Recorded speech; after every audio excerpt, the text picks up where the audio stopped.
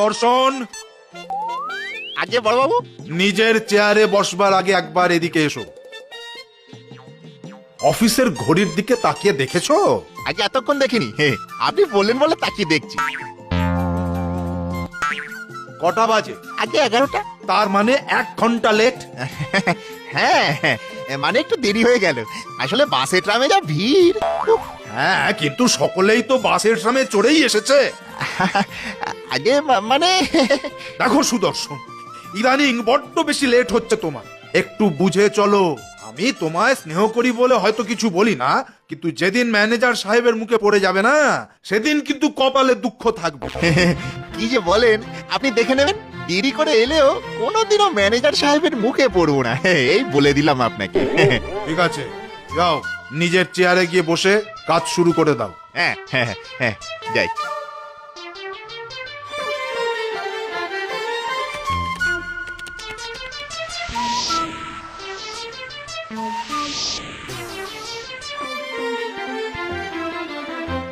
সুদর্শন, দেখেছো, ঠিক দেখে ফেলেছে। আসছি বড়বাবু। কোথায় চললে? আগে অফিস ফেরত আমি তো সোজা বাড়িতেই চলে যাই। তার মানে বাড়ি যাচ্ছ? আগে বাড়ি যাচ্ছ মানে অফিসের ঘড়িতে কটা বাজে দেখেছো? আগে 4টে। বেশ, তা অফিস ছুটি হয় কখন? আগে 5টায়। তার মানে 1 ঘন্টা আগেই বাড়ি চলে যাচ্ছ।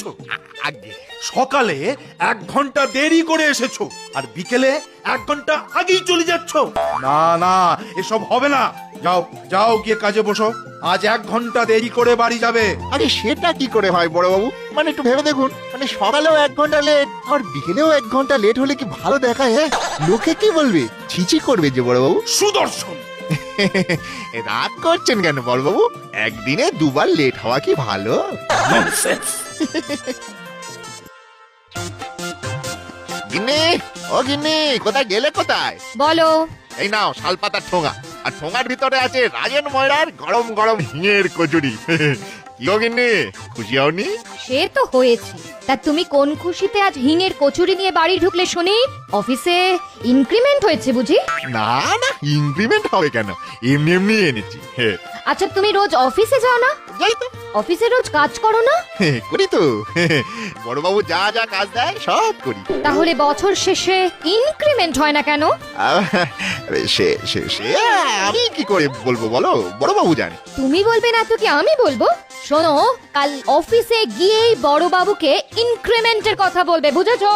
আর ইনক্রিমেন্ট দিতে না চাইলে সোজা কাজ ছেড়ে দিয়ে চলে আসবে। এই দেখো, কাজ ছেড়ে দিলে খাবো কি? খাবো কি মানে? অফিসে 10টা 5টা কলম পিষে যে টাকা মাইনে পাও, কাজ ছেড়ে মাঠে গিয়ে লাঙল চষলেও না ওর থেকে 2 পয়সা বেশি রোজগার হবে, বুঝলে? লাঙল চষবো মানে? লাঙল চষবো মানে? আমি কি বলদ নাকি? সেটা হলেও ভালো ছিল। সত্যি কথা বলতে কি, তুমি না বলদেরও অধম। উফ, দেখো কাণ্ড, কোথায় ভাবলাম গরম গরম হিঙের কচুরি খাইয়া বউয়ের মুখে হাসি ফোটাবো, তা না, এ তো খাবার আগেই বেজায় গরম হয়ে গেল। ধুর, ধুর।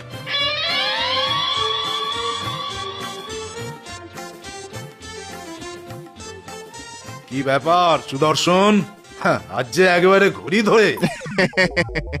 যাও গিয়ে কাজে বসে পড়ো। আজ অনেক কাজ জমা আছে তোমার জন্য। সে না হয় করে দেবো, কিন্তু বড়বাবু মানে মানে বলছিলাম কি, ওই পরপর 2 বছর আমার যে কোনো ইনক্রিমেন্টই হয়নি বড়বাবু। সে তো তোমার দোষে। কি বাবা, এ কি বলছেন আপনি? আমার দোষে? তোমার দোষ নয় তো কি? অধিকাংশ দিনই তুমি অফিসে লেট করে আসো, কাজে কর্মে ভীষণ স্লো। তারপর সব থেকে বড় কথা হলো তুমি খুব বোকা। এসব নিয়ে ম্যানেজার সাহেব মনে হয় তোমার উপর খুব সন্তুষ্ট নন, তাই তোমাকে ইনক্রিমেন্ট দেন না। বড়বাবু, আপনি তো বলেছেন যে আপনি আমাকে স্নেহ করেন। দেখো সুদর্শন, আমার ব্যক্তিগত স্নেহ আর ইনক্রিমেন্ট এই দুটোকে কিন্তু গুলিয়ে ফেলো না। না না, গোলাচ্ছি না, হ্যাঁ একেবারেই গোলাচ্ছি না। কিন্তু ওই স্নেহ, ওই স্নেহের খাতিরে আপনি যদি একবার ম্যানেজার সাহেবের কাছে আমার ওই ইনক্রিমেন্টের কথা বলেন, মানে আমার মনে হয় তাতে কাজ হয়ে যাবে।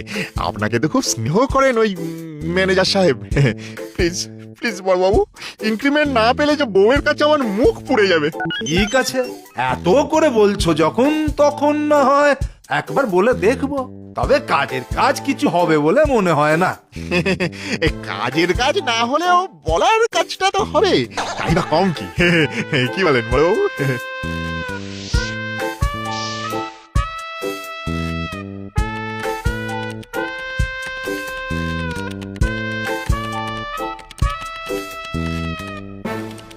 কি ব্যাপার সুদর্শন, আজ এখনো যে কাজ করে যাচ্ছ?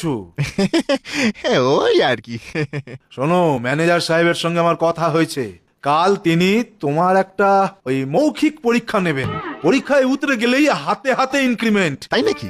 তবে ম্যানেজার সাহেবকে তো চেনো, হয়তো কাজের বাইরে গিয়ে জেনারেল নলেজের উপর এমন সব বেমক্কা প্রশ্ন করে বসবেন। ওসব নিয়ে আপনি একদম চিন্তা করবেন না।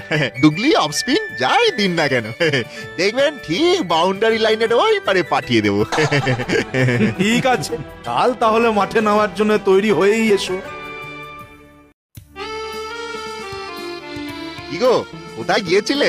তোমার নামে পুজো দিতে মন্দিরে গিয়েছিলাম। কেন পুজো দিতে কেন? বারে, আজ অফিসে তোমার ইনক্রিমেন্টের মৌখিক পরীক্ষা না। নাও নাও নাও, হা করো তো, টুক করে তোমার মুখের মধ্যে প্রসাদী গুজিয়াটা ফেলে দি। এই, গুজিয়াটা বেশ ভালো খেতে কিন্তু। শোনো, শুধু ভালো খেতে বললে চলবে না, ভালো করে পরীক্ষা দিয়ে আসতে হবে।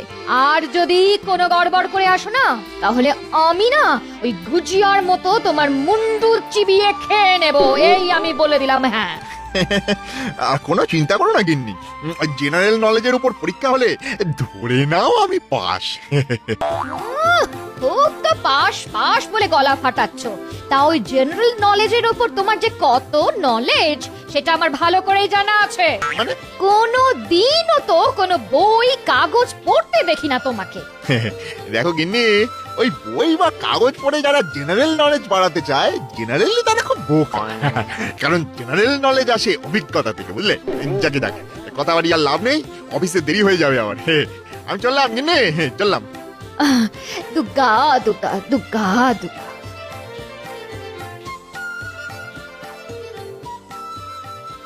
স্যার, আসবো স্যার? আসুন, সুদর্শনকে নিয়ে এসেছি স্যার। বসুন। কি হলো সুদর্শন, তুমি আবার দাঁড়িয়ে রইলে কেন? আগে আপনি তো শুধু বসুন বললেন, তো আমি তাই ভাবলাম আপনি শুধু বড় বাবুকেই বসতে বলেছেন, আমাকে নয়। এ কথা মনে হলো কেন? আগে মানে আপনি তো আমায় তুমি তুমি করেন, তাই। বেটা বেশ ভালো রকমই জ্ঞান পাবি দেখছি। দাঁড়াও, এমন প্রশ্ন করব না, উত্তর দিতে দাঁত খুলে পড়ে যাবে। বসো। Thank you sir. শোনো, তোমাকে আমি ঠিক 3টে প্রশ্ন করব, ঠিকঠাক উত্তর দিতে পারলেই ইনক্রিমেন্ট। আচ্ছা, এমন কোনো ব্যক্তির নাম করো তো যে কখনো টাইম দিয়ে টাইম ফেল করে না। খুব সোজা স্যার, পাওনাদার। বুঝিয়ে বলো। আগে আগে বলছি, ওই পাওনাদার যদি কোনোদিন কোনো সময় আসবে বলে, তাহলে ঝড় হোক, জল হোক, বজ্রপাত হোক, দরজায় এসে দাঁড়াবেই দাঁড়াবে। বাহ বাহ, বেশ চটপট উত্তর দিয়ে দিল তো। আচ্ছা বলো তো, ব্রহ্ম আর ব্রহ্মার মধ্যে তফাৎ কোথায়? আগে একজন সাকার, অন্যজন নিরাকার। বুঝিয়ে বলো। আগে বলছি, আগে ব্রহ্মা মানে আগুন, মানে আগুনকে দেখা যায় তাই সাকার, আর ব্রহ্মকে দেখা যায় না তাই নিরাকার। এটা গেল একটা দিক। আবার আরেকটা দিক দেখুন, ওই বানানের দিক থেকে দেখলেও ওই আকার, মানে ওই ব্রহ্ম শব্দে কোনো আকার নেই, কিন্তু ব্রহ্মের পেছনে একটা আকার বসালেই ব্রহ্মা। কি ঠিক কিনা? বাবা, এমন একটা শক্ত প্রশ্নেরও কেমন উত্তর দিয়ে দিল। ঠিক আছে, শেষ প্রশ্ন। আচ্ছা, কতদিন বিয়ে করেছো? বিয়ে? হ্যাঁ, সে তো অনেকদিন আগের কথা। তাও কত বছর? এই তো ধরুন না, ওই সামনের ফাল্গুনেই বিয়ের রজত জয়ন্তী বর্ষ উদযাপিত হবে। তার মানে দাম্পত্য জীবনে বেশ এক্সপিরিয়েন্সড। হ্যাঁ, সে আর বলতে, ওই আর কি। আচ্ছা বলো তো, স্ত্রীর চোখে স্বামী কি? মানে? মানে মানে না করে এবার বুঝতে পারবে বাছাধন, কত ধানে কত চাল। মানে বলতে চাইছি, স্ত্রীরা স্বামীকে কি ভাবে।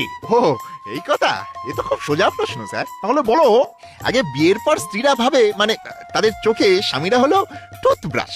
টুথব্রাশ? হ্যাঁ, টুথব্রাশ। তাকে নিয়ে চেবানো যায়, দৌড়ানো, মোচড়ানো সবকিছুই করা যায়, শুধু অন্য কাউকে ইউজ করতে দেওয়া যায় না।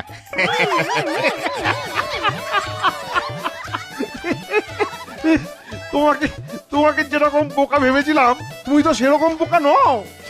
আগে মোটেও নই। তুমি তাহলে কি?